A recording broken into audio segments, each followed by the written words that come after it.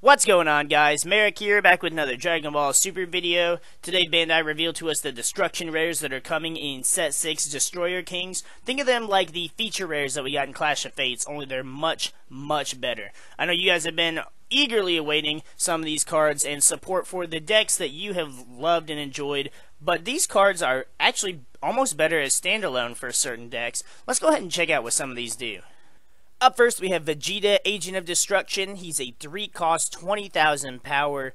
His auto says, when you play this card, choose up to one of your opponent's battle cards with 25,000 power or less and KO it. That is ridiculous for a 3-cost. Like, just insane. And I like it. It's going to go great with all the baby shit running around, too. Woohoo. His activate main is an interesting one. It says, once per turn, for one blue and one other energy, if your leader card is red, this card gets plus 10,000 power, double strike, and dual attack for the duration of the turn. So, a 30,000 that gets double strike and dual attack.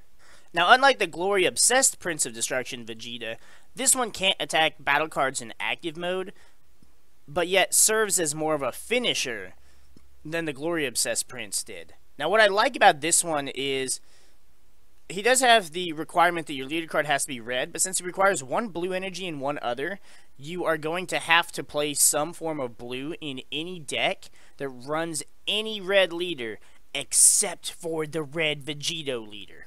And I am definitely going to be playing with that Vegito leader and testing out this card. I think it's going to be fantastic. It's a 3-cost that just does massive shit when it comes in.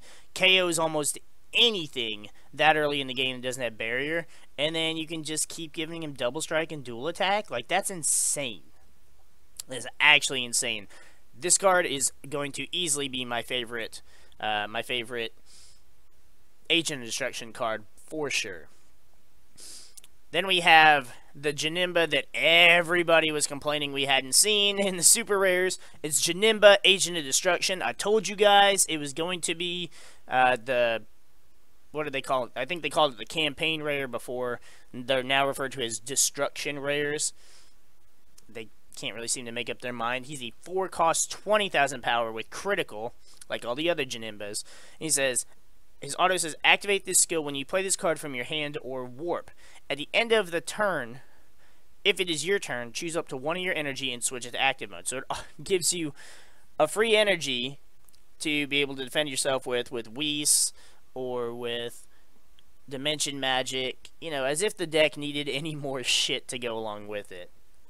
Now, it didn't have as much success during the PPG regional event in Atlanta, so it goes to show that Geneva can be handled, but I don't think we needed to get more Geneva support right now either.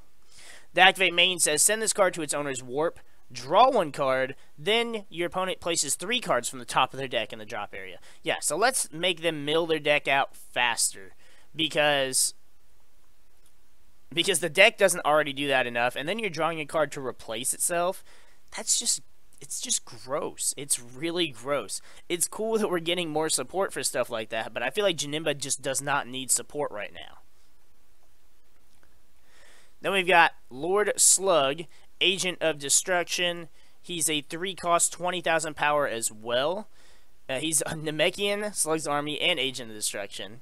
His auto says, when you play this card, your opponent chooses one card from their hand and places it in the drop area. That's going to be really annoying, as the Slug deck is already really annoying with making you discard shit. And the activate main is even worse. Once per turn, for one green energy, choose up to one Slug's Army card from your hand with an original energy cost of 3 or less, other than Lord Slug, Agent of Destruction, and play it. Oh boy. Here's why I don't like that. For starters, one of the most annoying Lord Slug cards in the game, by far, is Anguilla. He's the 3-cost 15,000 with critical and Bond 2 that makes your opponent discard a card when he attacks the leader. Having crit and making your opponent discard is really damn annoying. But when you've got this guy on the board and you just play him, just leave him in active mode. He doesn't do anything else when he attacks or anything. So you just leave him there, and then you go, oh, 1 green energy, I'm going to play whatever I want. So you get to play Anguilla for 1 energy instead of 3 energy. You can play the Lord Slug 2-drop for 1 energy. Thankfully, it says with an original energy cost of 3, because if you could have that new Wings card on the board that reduces all of your Lord Slug cards' energy in your hand by 1, you could do so much shit with it. And I don't like that. That would be terrible, because then you could play the Lord Slug young again. Because then you're going to have this guy out.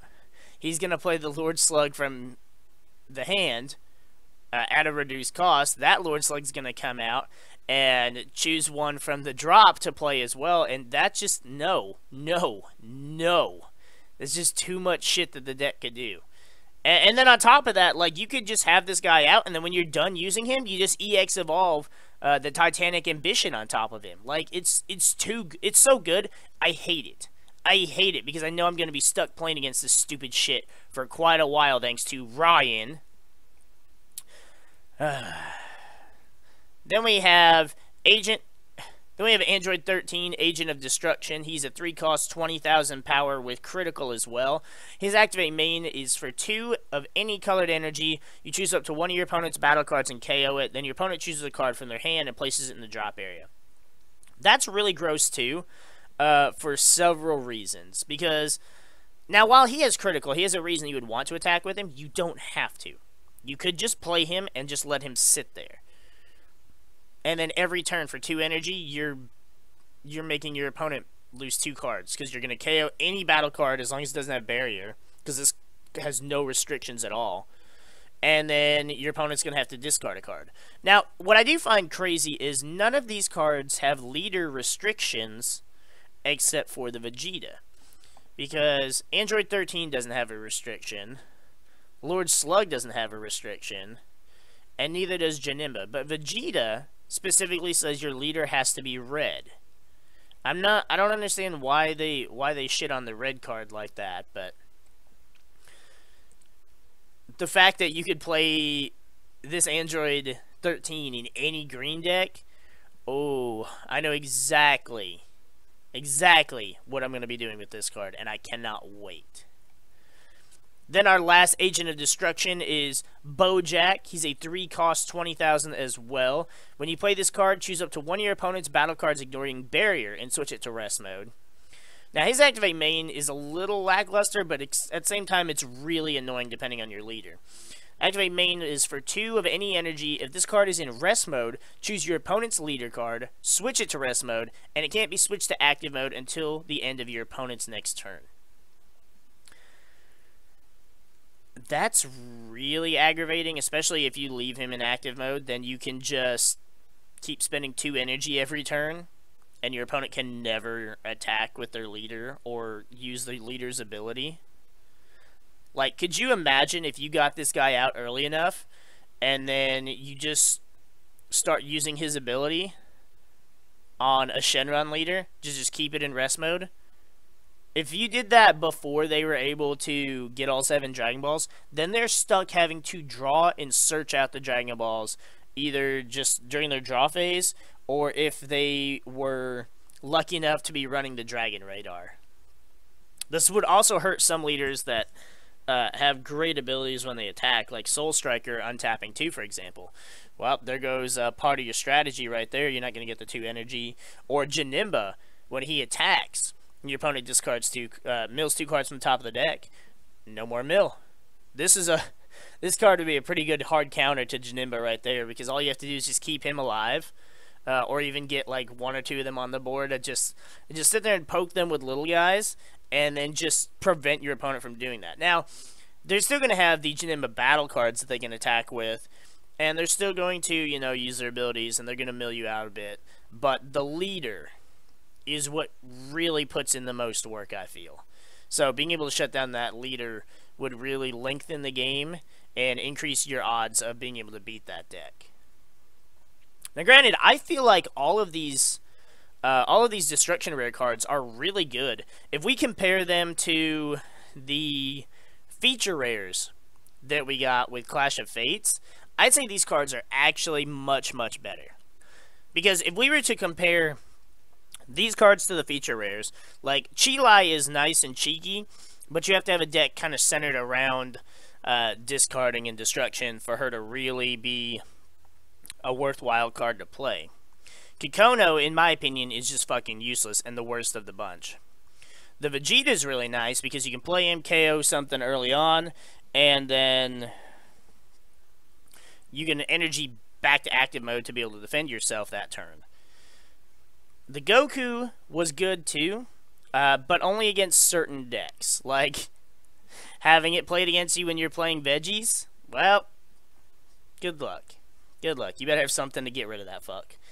Playing against Storm with it, that helped too, but against other decks, like, it just kind of slows the momentum of the game, but doesn't really hurt the other player's deck. Whereas these cards are a whole lot different, and depending on what you're playing against, you can really take advantage of it. Like I said, like with Nimba or something, this Bojack is going to completely shut that leader down. And then the Android 13, you can run it in any green deck. Whether you're playing Maidens, whether you're playing Slug, whether you're playing Androids, whether you're playing Cell, Broly, you can play this in any green deck. Like, it's insane. And being able to -2 your opponent, yeah, you have to pay 2 energy for it, but I feel like that's not really that high of a cost for that.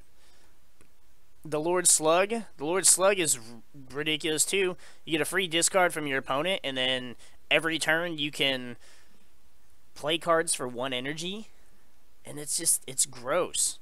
This is more restricted to a Lord Slug archetype, but you know, that's kind of what he was designed for. The Geneva just gives more Geneva support to a deck that really didn't need much support right now. Like I said, it didn't have as much of a showing in top 16 at Atlanta, but there's no arguing, there's no denying that this is a powerful deck on its own, and really just did not need more support right now. And then the Vegeta. I still think the Vegeta is my favorite. I really wish they wouldn't have made him Super Saiyan 3 Majin shit, because it just looks dumb. In my opinion, I don't think Vegeta looks good as Super Saiyan 3. They should have just left it as regular Majin Vegeta, and it would have looked so much better. Especially because, like, having Babidi in the background, Babidi actually did, you know, take over Vegeta in the anime, whereas all the other characters are either from, like, manga or spin-offs, video games, whatever. But this card, I really like this card, and this is the one I want to play the most with. Even though he is the only one with the leader restriction. But I feel like this card could really, really make that red Vegito leader much more viable. But let's not forget about Babidi, Overseer of Destruction. This card right here supports all of those Agent of Destruction cards. He's a 1-cost 1000 with Barrier. His permanent says you can only have 1 Babidi, Overseer of Destruction in play in your battle area. Treat Agent of Destruction cards in your hand as if they had no specified cost. On top of that, reduce the energy cost of all Agent of Destruction cards in your hand by 1. If you really wanted to, you could build a deck of all Agent of Destruction. I'm probably going to try that. I don't know how well it's going to work, but we're probably going to try that. Now, here's the thing, though. Babidi does require 1 blue energy. So, if you're going to run the Babidi to reduce the energy cost, you're going to have to run blue. So, if you were going to run it with Slug, you'd have to run green-blue. If you're going to run it with Android 13, which you can run him in any green, you're going to have to run green with some blue. Same thing with Bojack. The best thing about this is that you can run this with the Majin Vegeta in the red Vegito leader, and you're fine. You're fine. You just charge a Vegeta. Guess what? He's going to be any color. He can be red to play the Vegeta. He can be blue to play the Babidi. There are so many ways to take advantage of that red Vegeta leader, and I'm so happy for it because you guys have seen I've done enough deck profiles with that leader, and I haven't even built all the decks that I want to with that leader as well, and that's definitely going to be one of them, is focusing on this Babidi with that Majin Vegeta. Do I think that the Babidi is necessary? No. He is not something that you have to run, so if you don't want to run the blue, you don't have to. If you're already running blue, why not? But I feel like he's going to make playing the Nimba a lot easier, and he's going to make playing the Vegeta a lot easier. I mean, who doesn't want a 2-drop, 30k double strike, dual attack, KO a battle card when he comes into play? I don't. I'm going to play the shit out of it, but I don't want that in this game. We don't need that. But Bandai wanted it, so I'm going to take the toys that we've been given, and I'm going to appreciate what we got. Alright, so that just about wraps it up for this video. I know we were kind of all over the place with some different thoughts, but I was trying to think of ways that we could really take advantage of these cards with some of the decks they were meant to be played with, and, you know, just really trying to find the strengths of these new cards so they don't get tossed aside like some of the other cards that we get here and there. Because I think all of these cards are great. Like I said, I think they're much better than the feature rares that we got. The Vegeta is easily the card I'm most hyped for, even though I don't really play red. And Vegeta Super Saiyan 3 just looks stupid. But it's probably my favorite of the cards we got. The second would have to be Android 13. And I hate Android 13. I hate that red ribbon redneck. But I don't know. Let me know in the comments below what you guys think about these destruction rares. I'm really excited for them. I'm going to have a lot of fun playing with them. I'm sure some of you guys are really going to like them. The Geneva is obviously going to be played with the Geneva shit. And if they can find room, they're going to put that Babidi in there too to reduce those Genevas to take advantage of them even more than the deck kind of already does with that shit. But if you guys enjoyed this video, if you're hype for these new destruction rares, make sure you hit that like button down below for us. You know, we appreciate the support. We appreciate all of our subscribers as well. You guys are, as always, killing it on our Dragon Ball content. We really do appreciate it. I know these ones are coming a little later than normal, but we're still recovering. You can probably hear it. We still sound like absolute shit. But we're getting better. We're going to get back to content and streaming and all that stuff. So with that, we're going to go ahead and get the frig out of here, and we'll see you guys in the next video.